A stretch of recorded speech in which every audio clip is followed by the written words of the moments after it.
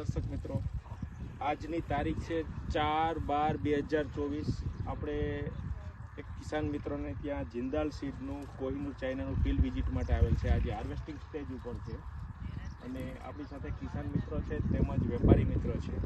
તો સૌપ્રથમ આપણે એ ફાર્મરનું પૂરું નામ, ગામ અને પેલા પરિચય આપણે જાણી લઈએ. સૌપ્રથમ તમારું નામ? જાડેજા રઘુવીરસિંહ. બરાબર. ગામ, તાલુકો? ગામ સિસાંગ, તાલુકો કાલાવડ, જિલ્લો જામનગર. સરસ. હવે તમે આ જિંદાલ સીડની જે કોહિનૂર ચાઇના વાવેતર કરેલ છે એ કેટલા વીઘાનું વાવેતર છે? 10 વીઘાનું વાવેતર. 10 વીઘાનું વાવેતર છે. વેરાયટી તમને કેવી લાગી? વેરાયટી સારી લાગી. શું આમાં ખાસિયત શું લાગે આ વેરાયટીમાં? ખાસિયત કે વેરાયટીની સાઇઝ, કલર બરાબર અને જે એને પાકે પડવાનું જે રહ્યું એ એક ધારું. બરાબર.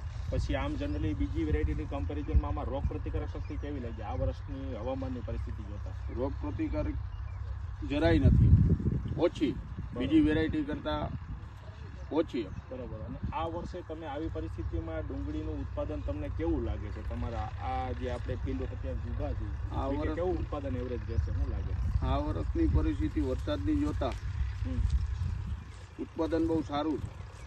કેટલું નીકળશે વીઘે ઉત્પાદન? વીઘે 150, 150, 160 મણનો અંદાજ છે.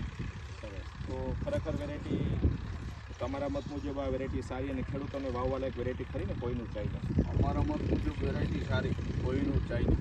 બરાબર. ખેડૂતોને વાવવા લાયક. તેમજ વેપારી મિત્રો છે આપણી પાસે, નિકાવત મુકેશભાઈ. મુકેશભાઈ, વેરાયટી કેવી લાગી કોહિનૂર ચાઇના? વેરાયટી દમદાર વેરાયટી કહેવાય. કે આવા વાતાવરણની અંદર એને ટકવાની સહન શક્તિ જબરી છે.